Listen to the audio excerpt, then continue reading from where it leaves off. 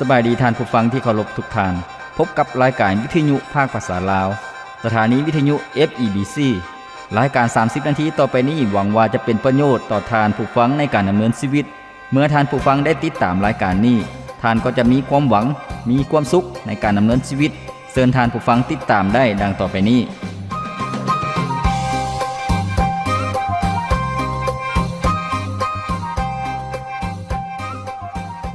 ความชอบธรรมเป็นทางไปสู่ชีวิตแต่ความชั่วร้ายเป็นทางไปสู่ความตายสุภาษิตบทที่12ข้อที่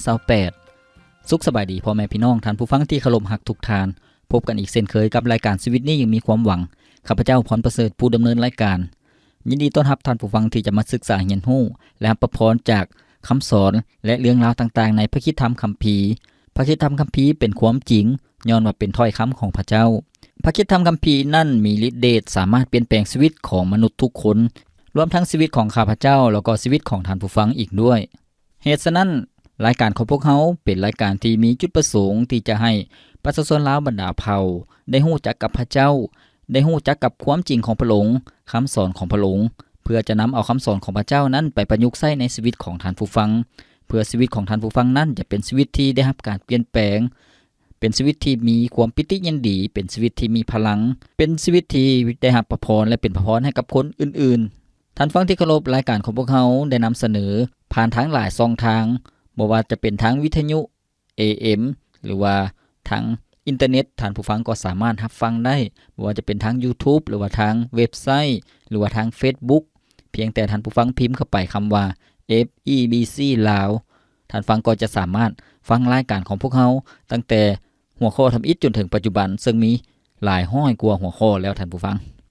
ในช่วงนี้เองพวกเขาได้เรียนรู้มาถึงภาคส่วนที่มีชื่อว่าคำสั่งสอนขององค์พระเยซูเจ้าหรือว่าคำเทศนาของพระเยซูเจ้าอยู่ถึงโนนภูซึ่งพวกเขาได้เรียนรู้ผ่านมาแล้วในหลายหัวข้อพระคิดธรรมคัมภีร์ได้บันทึกไว้อยู่ในพระธรรมมัทธิวบทที่5จนถึงบทที่7และมื้อนี้เองพวกเขาจะได้เรียนรู้ในหัวข้อใหม่ที่มีชื่อว่าคำสั่งสอนของพระเยซูเจ้าเรื่องต้นไม้และผลของมันคำสั่งสอนของพระเยซูเจ้าเรื่องต้นไม้และผลของมันปรากฏอยู่ในพระคัมภีร์มัทธิวบทที่7ข้อที่15ถึงข้อที่20พระธรรมมัทธิวบทที่7ข้อที่15ถึงข้อที่20ก็ได้มีเรื่องราวและเนื้อหาดังต่อไปนี้จงระวังผู้ประกาศพระคำปลอมเข้ามาหาพวกเจ้าเบิ่งภายนอกพวกเขาอ่อนโยนคือตัวแกะแต่ภายในแล้วเขาโหดร้ายคือหมาในพวกเจ้าจะรู้จักคนเหล่านี้ด้วยการกระทำของเขามีผู้ใดเก็บหมากองุ่นจากเครือหนามมีผู้ใดเก็บหมากเดือจากต้นมีหนามดังนั้นต้นไม่ดียอมเกิดหมากดีต้นไม้บ่ดียอมเกิดหมากบ่ดีต้นไม้ดีเกิดผลบ่ดีก็บ่ฮอนเป็นและต้นไม้บ่ดีเกิดผลดีก็บ่ฮอนเป็นได้และต้นไม้ทุกต้นที่เกิดผลบ่ดี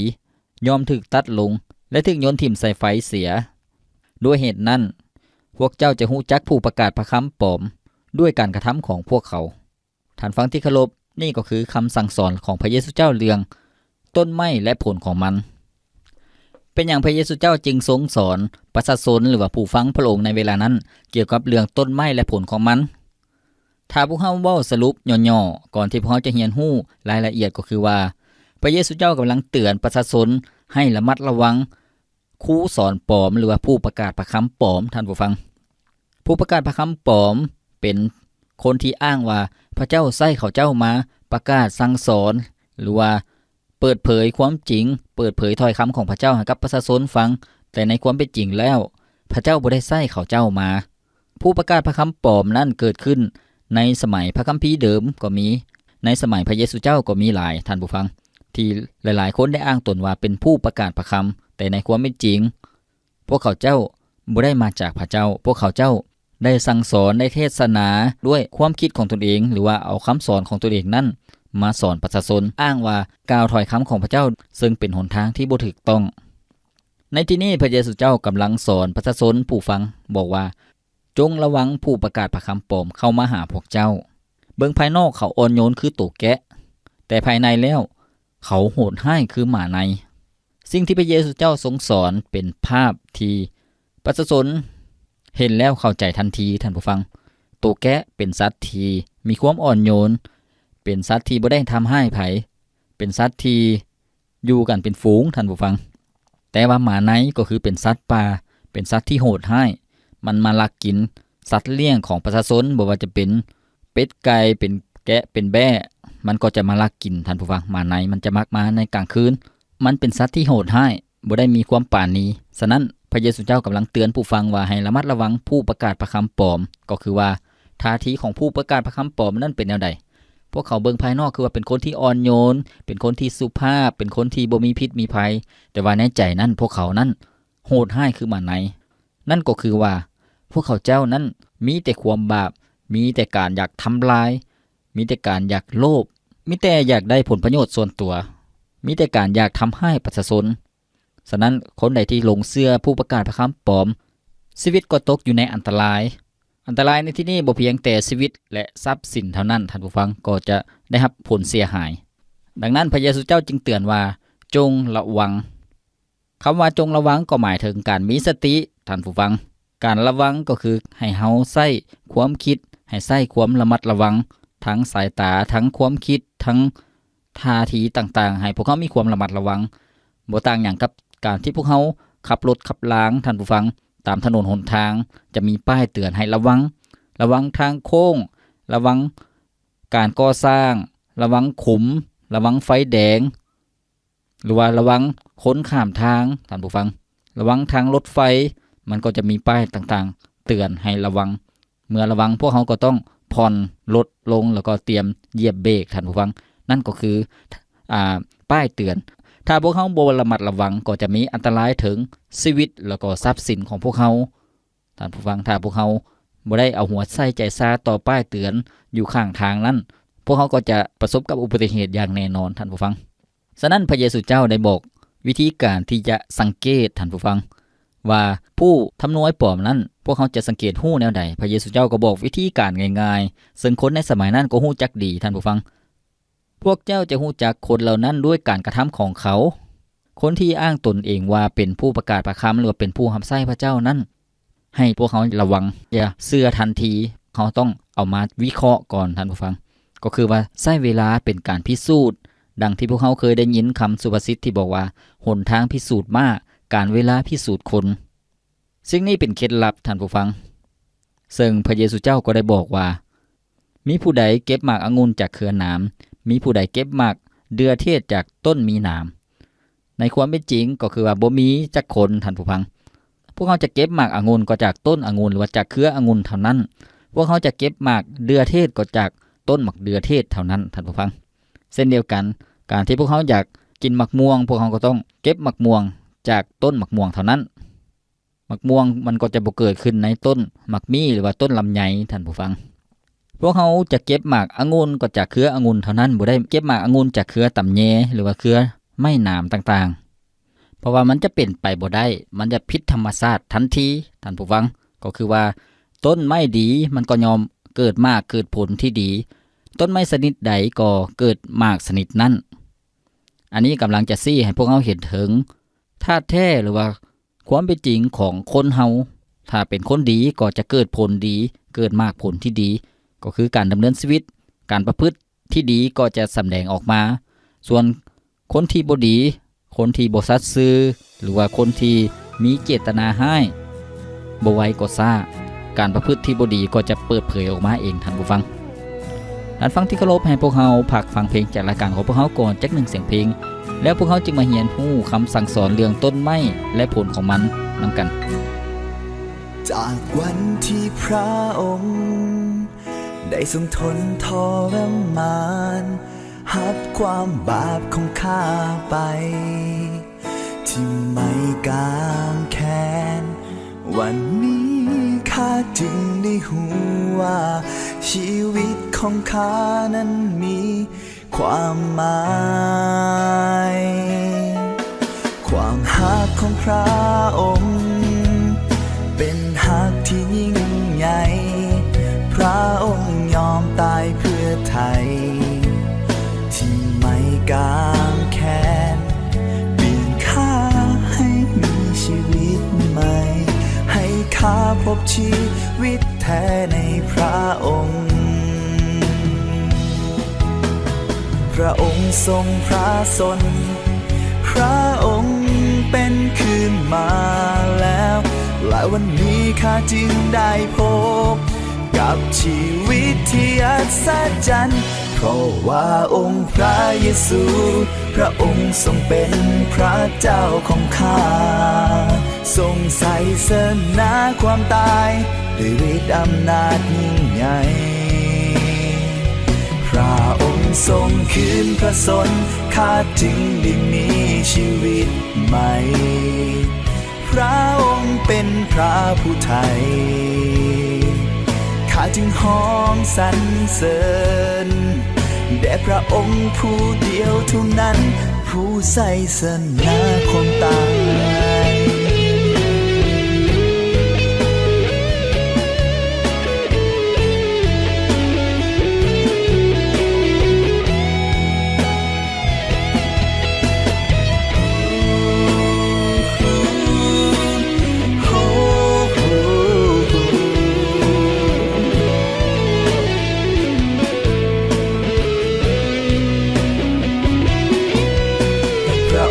ทรงพระชนพระองค์เป็นคืนมาแล้วและวันนี้ข้าจึงได้พบกับชีวิตที่อัศจรรย์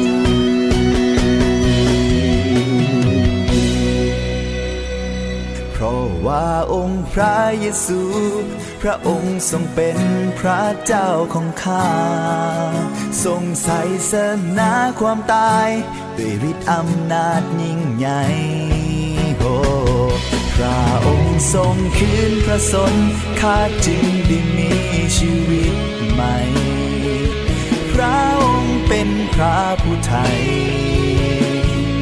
ข้าจึงห้องสรรเสริญ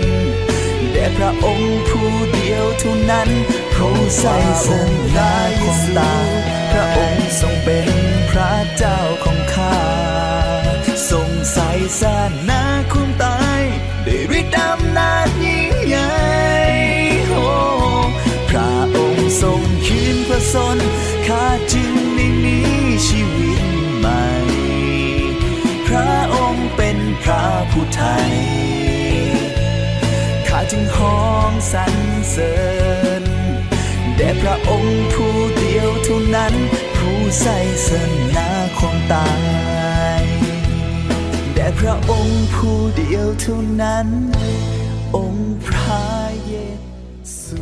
ของข้าพระเยซูเจ้าพระองค์นั้นทรงยอมทนทุกข์ทรมานและตายอยู่ทั้งไม้กางแขนแล้วพระเยซูเจ้าทรงฟื้นพระชนเป็นคืนจากความตายในมื้อที่3เหตุฉะนั้นพระเยซูเจ้าจึงเป็นพระเจ้าของข้าพระองค์เป็นพระเจ้าพระผู้ทรงให้พ้นโดยความรักของพระองค์ที่พระองค์นั้นทรงซอยเหลือพวกเขาและไถ่พวกเขาให้หลุดพ้นออกจากบาปกรรมดังนั้นพระเยซูเจ้าจึงเป็นผู้ที่มีชัยชนะเหนือทุกสิ่งเหนือความบาปและเหนือความตายดังบทเพลงที่พวกเขาได้ฟังไปแล้วนั้นผู้ชนะท่านฟังที่เคารพมื้อนี้พวกเขาได้เรียนรู้คำสั่งสอนของพระเยซูเจ้าเรื่องต้นไม้และผลของมันพวกเขาได้เรียนรู้ตั้งแต่ส่วนทำอิฐที่บอกว่าเป็นคำเตือนของพระเยซูเจ้าให้ระมัดระวังผู้ประกาศพระคำปลอมหรือว่าผู้ที่อ้างตนว่าเป็นครูสอนปลอมท่านผู้ฟังซึ่งเบิ่งภายนอกคือว่าเป็นคนที่อ่อนโยนเป็นคนที่อ่อนสุภาพบ่มีพิษมีภัยคือกันกับตัวแกะแต่ว่าภายในหรือว่าท่าทีที่พวกเขาเสื่องซ่อนอยู่นั่นก็คือกันกับหมาในก็คือการที่จะทำลายหรือว่ามีความโหดร้ายต่างๆฉะนั้นท่านผู้ฟังที่เคารพพระเยซูเจ้าจึงได้เปิดเผยหรือว่าได้แนะนำวิธีการที่พวกเขานั้นจะประเมินหรือว่าจะเข้าใจว่าคนนั้นจะเป็นคนแนวใดพวกเขาจะรู้จักคนเหล่านั้นว่าเป็นคนแนวใดก็คือว่าให้เบิ่งที่การกระทำของเขาเจ้าซึ่งพระเยซูเจ้าก็ได้บอกให้พวกเขาเห็นว่าบ่มีผู้ใดเก็บหมากองุ่นจากเครือหนามก็คือว่าหมากองุ่นที่พวกเขาจะเก็บก็คือต้องเก็บจากเครือองุ่นเท่านั้นบ่มีผู้ใดเก็บหมากกอกเทศจากต้นมีหนามการที่พวกเขาจะเก็บหมากกอกเทศก็คือต้องเก็บจากต้นหมากกอกเทศเท่านั้นต้นไม้หนามในที่นี้เล้งถึงอย่างท่านผู้ฟังต้นไม้หนามหรือว่าเครือหนามก็คือเป็นเครือที่เฮ็ดอันตรายต่อคนและสัตว์เพราะว่ามันมีหนามมันมีพิษมีภัยท่านผู้ฟังดังนั้นต้นไม้ดีย่อมเกิดหมากดีต้นไม้บ่ดีย่อมเกิดหมากบ่ดีสิ่งนี้เป็นเคล็ดลับที่พระเยซูเจ้าได้บอกให้พวกเขาที่จะเข้าใจหรือว่าอยากรู้จักคนนั้นว่าเป็นคนดีหรือเป็นคนที่บ่ดี ก็คือว่าเบิ่งผลในการกระทำของเขาเจ้าพวกเขาจะฮีบเฝ้าที่จะหลงเชื่อในคำเว้าอันอ่อนโยนอันอ่อนสุภาพของเขาเจ้าพวกเขาอาจจะใช้คำเว้าทางจิตวิทยาที่จะให้คนหลงติดตามเชื่อแต่ว่าในความเป็นจริงแล้วก็คือว่าพวกเขามีแต่ความหลอกลวงผู้ประกาศพระคำปลอมหรือว่าครูสอนปลอมนั่นท่านผู้ฟัง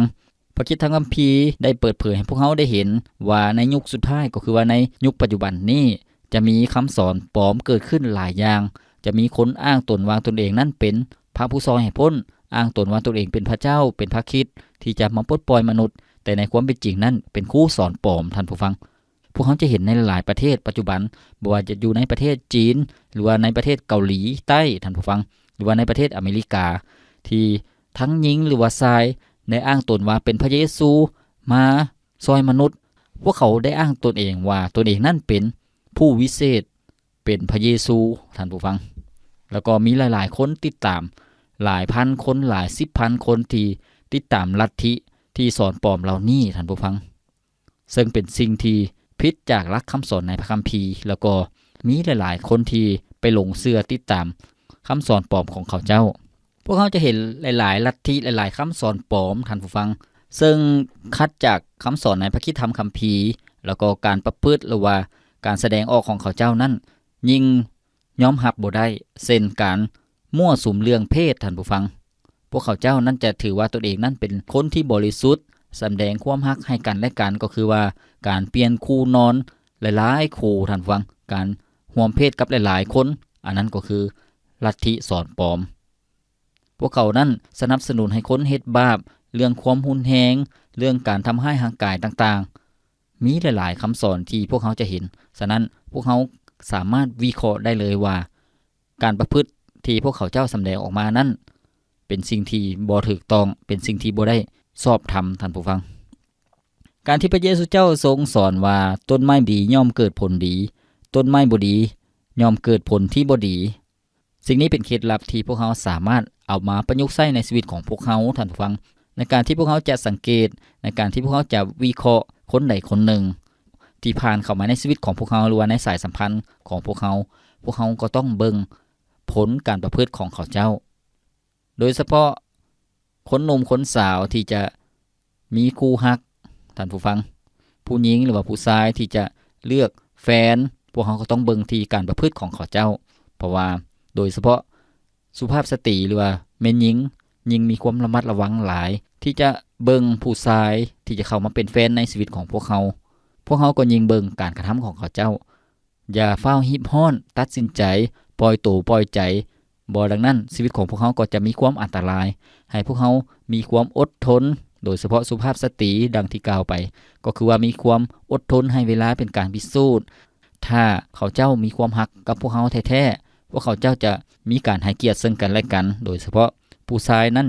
จะบ่ล่วงเกินแม่หญิงผู้ชายนั้นจะให้เกียรติแม่หญิงจะบ่ได้หาผลประโยชน์หวังแต่อยากได้ท่านผู้ฟังนั่นก็คือพวกเขาสามารถเอามาประยุกต์ใช้ในชีวิตของพวกเขาได้ในการสังเกตคนที่เป็นคนดีก็จะมีผลที่ดีออกมาในชีวิตก็จะมีการประพฤติที่ดีออกมาซึ่งเวลาจะเป็นการพิสูจน์ว่าผลของเขาเจ้านั้นดีหรือบ่ดีส่วนคนที่บ่ดีสิ่งที่บ่ดีก็จะเกิดออกมาให้พวกเขาได้เห็นบ่ไวก็ช้าบ่ว่าจะเป็นทั้งคำเว้าหรือว่าท่าทีหรือว่าการประพฤติที่บ่สัตย์ซื่อกับพวกเขาท่านผู้ฟังพวกเขาสามารถเอามาประเมินกับคนที่จะเฮ็ดธุรกิจกับพวกเขาก็ได้ท่านผู้ฟังคนที่จะร่วมมือในการลงทุนในการเฮ็ดธุรกิจหรือว่าเฮ็ดสิ่งต่างๆที่สำคัญพวกเขาก็ต้องเบิ่งชีวิตของคนเหล่านั้นว่าเขาเจ้าเป็นคนแนวใดท่านผู้ฟังฉะนั้นวิธีการที่พระเยซูเจ้าให้พวกเขาได้ฮู้ก็คือว่าการวิเคราะห์การที่จะประเมินว่าคนเหล่านั้นเป็นคนดีหรือบ่ดีก็คือให้พวกเขาใช้เวลาสังเกตเบิ่งมากผลในการดำเนินชีวิตว่าเป็นคนดีหรือบ่ดีอีกจุดหนึ่งท่านผู้ฟังในข้อที่19ข้อที่20ได้บอกว่าต้นไม้ทุกต้นที่บ่เกิดผลยอมถูกตัดลงและถูกโยนถิ่มใส่ไฟเสียในที่นี้พระเยซูเจ้ากำลังเอามาประยุกต์ใช้กับสภาพการในสมัยของพระเยซูเจ้าก็คือว่าอย่างท่านผู้ฟังในสมัยนั้นพวกผู้นำศาสนายิวมีหลายๆกลุ่มมีหลายๆนิกายโดยเฉพาะพวกฟาริไซพวกสะดูกาย พวกธรรมจารย์แล้วก็พวกปะโลหิตซึ่งเป็นหัวหน้าศาสนายิวท่านผู้ฟังซึ่งกลุ่มคนเหล่านี้เป็นหัวหน้าศาสนายิวหรือว่าผู้นำด้านศาสนาพวกเขาเจ้ามีคำสอนที่ดีพวกเขาเจ้ามีการประพฤติที่แสดงออกมาภายนอกท่านผู้ฟังก็คือว่าพวกเขาเจ้านั้นแสดงให้คนอื่นเห็นพิธีกรรมต่างๆเบิ่งคือว่าเป็นคนที่เคร่งครัดศาสนาเป็นคนที่เอาจริงเอาจังฮักพระเจ้าแต่ในความเป็นจริงแล้วพระเยซูเจ้าให้ผู้ฟังพระองค์นั้นสังเกตผลของชีวิตของเขาเจ้าโดยเฉพาะบรรดาพวกปะโลหิตพวกเขาเจ้ามีการโลภมีการส่อโกงมีการหาผลประโยชน์จากพระวิหารของพระเจ้าพวกฟาริสัยก็มีความโอ้อวดมีความยิ่งจองหองมีความดูถูกคนอื่นท่านผู้ฟังนั่นก็คือท่าทีของเขาเจ้าซึ่งบ่สอดคล้องกับคำสอนของเขาเจ้าหรือว่าความเชื่อของเขาเจ้าเลยพระเยซูเจ้าได้บอกประชาชนได้เห็นอย่างชัดเจนว่าคนที่ดีก็จะเกิดผลดีคนที่บ่ดีก็เกิดผลบ่ดีแล้วก็พระเยซูเจ้าได้บอกจุดหมายปลายทางของคนที่บ่ดีในที่นี้พระเยซูเจ้าบอกว่าต้นไม้ทุกต้นที่เกิดผลบ่ดียอมถูกตัดลงและถูกโยนถิ่มใส่ไฟเสียหมายถึงอย่างท่านผู้ฟังหมายถึงสิ่งที่บ่มีค่าก็จะถูกเผาไฟความอาธรรมนั่นเองท่านผู้ฟังคนอาธรรมที่เกิดมากผลแห่งการอาธรรมก็คือว่าบ่มีผลแห่งความชอบธรรมเกิดขึ้นในชีวิตก็จะถูกโยนถิ่มใส่ไฟนั่นก็คือการถูกตัดสินลงโทษตกนรกบึงไฟเมื่อพระเจ้าทรงพิพากษาโลกนี้ในอนาคตคนอาธรรมหรือว่าคนบาปคนชั่วร้ายจะถูกตัดสินลงโทษทิ่มลงในบึงไฟนรกเหตุการณ์นี้คล้ายๆคือกันกับคำเทศนาของโยฮันบัพติสโตที่เพิ่นมาประกาศหนทางหรือว่าเปิดทางอาณาจักรของพระเจ้าประกาศเรื่องราวของพระเมสสิอาว่าจะมาปลดปล่อยชนชาติของพระเจ้าซึ่งโยฮันบัพติสโตเพิ่นได้ตำหนิบรรดาพวกผู้นำศาสนาอย่างหุนแฮงว่าจงทิ่มใจเก่าเอาใจใหม่เพราะว่าพระเยซูเจ้าจะเสด็จมาพระองค์นั้นจะหวมคือกันกับคนที่เก็บเกี่ยวเข้าเม็ดดีจะเก็บไว้ในเหล้าในสางส่วนเม็ดบ่ดีก็จะถูกไฟเผาทิ่มเสียหมายถึงพระเยซูเจ้าพระองค์จะทรงพิพากษาท่านผู้ฟังคนที่ทำท่าว่าตนเองนั้นเป็นคนเคร่งครัดเป็นคนที่ฮักพระเจ้าเป็นคนที่ดีแต่ว่าผลในการเมืองชีวิตนั้นจะแสดงออกมาเองบ่ไวก็ซ่าคนเหล่านั้นอาจจะตัวคนอื่นได้ตัวสังคมได้แต่ว่าบ่สามารถตัวพระเจ้าได้ท่านผู้ฟังเพราะว่ามื้อไหนมื้อหนึ่งผลที่บ่ดีก็จะปรากฏออกมาท่านฟังที่เคารพมื้อนี้พวกเราได้เรียนรู้เรื่องคำสอนของพระเยซูเจ้าเรื่องต้นไม้และผลของมันซึ่งพระเยซูเจ้ากำลังเน้นนักให้ผู้ฟังพระองค์นั้นระมัดระวังผู้ประกาศพระคำปลอมหรือว่าครูสอนปลอมท่านผู้ฟังซึ่งเกิดขึ้นในสมัยพระเยซูเจ้าหรือว่าก่อนสมัยพระเยซูเจ้าก็มีแล้วก็ในประวัติศาสตร์จนถึงปัจจุบันก็ยังมีคำสอนปลอมเกิดขึ้นท่านผู้ฟังครูสอนปลอมเกิดขึ้นได้ในคนทั่วไปในสังคมแล้วก็เกิดขึ้นได้ในสังคมของคริสเตียนอีกด้วยท่านผู้ฟังฉะนั้นต่อไปนี้เป็นวิธีการที่พวกเราจะสังเกตมากผลของคนที่เป็นครูสอนปลอมให้พวกเขามีความระมัดระวังกับคนเหล่านี้เพื่อชีวิตของพวกเขาจะมีความปลอดภัยแล้วก็บ่หลงเชื่อบ่หลงคล้อยตามคำสอนของเขาเจ้าที่จอบอ้อยพวกเขาให้หลงเดินในทางผิดท่านผู้ฟังพวกเขาจะเห็นลักษณะชีวิตที่บ่ดีบ่งามของคนที่เป็นครูสอนปลอมเขาเจ้าอาจจะเบิ่งคือว่าเป็นคนที่บริสุทธิ์เป็นคนที่ชอบธรรมแต่ในความเป็นจริงมันจะแสดงออกหลายๆอย่างท่านผู้ฟังซึ่งเป็นมากผลที่บ่ดีคือหยังเช่นคนเหล่านั้นอาจจะยกย่องตนเองหรือว่ายกย่องผู้ใดผู้หนึ่งให้เกียรติผู้ใดผู้หนึ่งสำคัญเท่าเทียมกันกับพระเจ้าก็มีท่านฟังก็คือว่าการยกมนุษย์ให้เป็นพระเจ้าก็มีหรือว่าพวกเขาอาจจะนมัสการสิ่งที่พระเจ้าทรงสร้างขึ้นแทนการนมัสการพระเจ้าพระผู้สร้างนั่นเป็นการแสดงถึงชีวิตที่บ่ฮู้จักกับพระเจ้าให้สิ่งอื่นมาเป็นพระเจ้าแทนและลักษณะต่อมาของบรรดาพวกครูสอนปลอมที่ได้แสดงออกก็คือว่าพวกเขาเจ้าจะสนใจแต่ความปรารถนาของตนเองหลายก่อนการที่จะให้เกียรติพระเจ้าท่านผู้ฟังพวกเขาเจ้าจะบ่ได้ให้เกียรติพระเจ้าบ่ได้ยำเกรงพระเจ้าแต่ว่าให้ตนเองนั่นเป็นศูนย์กลางในชีวิตคำสอนของเขาเจ้านั้นจะมีศูนย์กลางอยู่ที่ตนเองหลายก่อนการเพิ่งพาพระเจ้าการเชื่อวางใจในพระเจ้าแล้วก็อย่างต่อมาก็คือว่าพวกเขาเจ้าจะยอมรับ คำสั่งสอนของมนุษย์ที่บอกเราต่อๆกันมานั่นก็คือพวกเขาจะให้คำสอนของมนุษย์สำคัญก่อนถ้อยคำของพระเจ้าแน่นอนที่สุดคำสอนของมนุษย์ก็จะขัดแย้งกับความจริงของพระเจ้าถึงว่าคำสอนของมนุษย์จะขัดแย้งกับความจริงของพระเจ้าแต่ครูสอนปลอมเหล่านั้นก็ยังยอมรับคำสอนปลอมเหล่านั้นอยู่ท่านผู้ฟังแล้วก็เอามาถ่ายทอดเอามาสอนให้กับคนอื่นๆให้หลงเชื่อนำสิ่งต่อมาที่พวกครูสอนปลอมแสดงออกก็คือว่าพวกเขาจะแสวงหาการตอบสนองความตื่นเต้นหรือว่าตอบสนองความต้องการของตนเองเช่นสิ่งที่อัศจรรย์หรือว่าเหนือธรรมชาติต่างๆพวกเขาจะแสวงหาแต่สิ่งเหล่านั้นถ้าจะเว้าให้ชัดเจนก็คือว่าพวกครูสอนปลอมนั้นพวกเขาก็สามารถเฮ็ดการอัศจรรย์หรือว่าเหตุการณ์ที่แปลกประหลาดเกิดขึ้นได้เพื่อให้คนเชื่อท่านผู้ฟังซึ่งพวกเขาจะเน้นนักที่เหตุการณ์หรือว่าที่ประสบการณ์ที่พวกเขาได้เฮ็ดตัวอย่างการค้ำไล่ผีออกจากคนที่ถูกผีเข้าหรือว่าการเฮ็ดให้คนเจ็บไข้ได้ป่วยนั้นดีเป็นปกติการทำนวยถึงเหตุการณ์ที่จะเกิดขึ้นหรือว่าทำนวยอนาคตเพื่อให้คนนั้นได้หลงเชื่อสิ่งเหล่านี้อาจจะบ่ได้มาจากพระเจ้าแต่ว่ามาจาก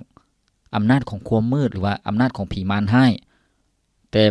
พวกครูสอนปลอมพวกเขาก็เอามาถ่ายทอดแล้วก็เอามาสอนให้คนหลงเชื่อท่านผู้ฟังซึ่งพวกเขาบ่ได้สนใจว่ามันขัดกับความจริงหรือว่าถ้อยคำของพระเจ้าพวกเขาบ่ได้สนใจนี่ก็คือการแสดงออกของเขาเจ้าชีวิตของเขาเจ้าบ่ได้ตั้งมั่นอยู่ในพระคำของพระเจ้าแต่ว่าตั้งมั่นอยู่ในประสบการณ์ที่ผ่านมาที่ตนเองนั้นได้สัมผัสและพวกเขาก็ถือว่าสิ่งเหล่านั้นเป็นสิ่งที่มีสิทธิอำนาจสูงสุดอย่างสุดท้ายที่บรรดาพวกครูสอนปลอมแสดงออกเป็นผลที่บ่ดีก็คือว่าพวกเขาเจ้าจะบ่ยอมรับคำสอนที่ถูกต้องในพระคัมภีร์ท่านผู้ฟังพวกเขาจะปฏิเสธคำสอนที่ถูกต้องแล้วก็จะนำคนให้หลงเชื่อคำสอนของเขาเจ้าให้เดินในทางที่กว้างก็คือว่าทางที่หลอกลวงทางแห่งความอาธรรมดังที่พวกเขาได้เรียนรู้ในตอนที่ผ่านมาก็คือว่า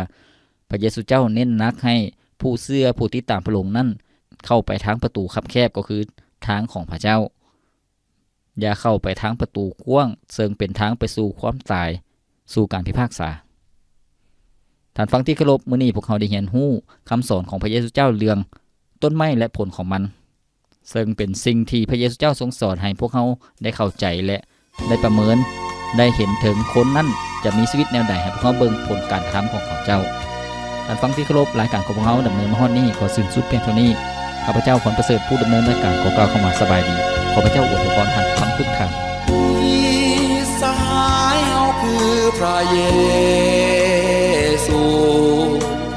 ทรงแบกเอาผิดบาปให้หาเฮาจึงมีสิทธิ์เข้ามาเฝ้าอยู่ด้วยบ่ยานจะถึงขับไล่สู่สำราญได้วิตไปหลายที่เกิดลำบากจนตัวหิวอ่อนความหนักใจผู้ที่บังเกิดมีขอผู้เฮาทิ้งการไว้วอนการทุกข์ยายการลองใจมีมาการลำบากมาถึงเมื่อใดให้เฮามีความเชื่อและมันมาข้าเจ้าคงถูกวางใจผู้หักเหมือนพระองค์หาบ่ได้พระองค์ทรงแบกความโศกเศร้าทรงรู้จักใจเฮาจริงบ่ไหวว่าจงที่ไปก่อนพระเจ้าอิดอ่อนหนักอกหนักใจ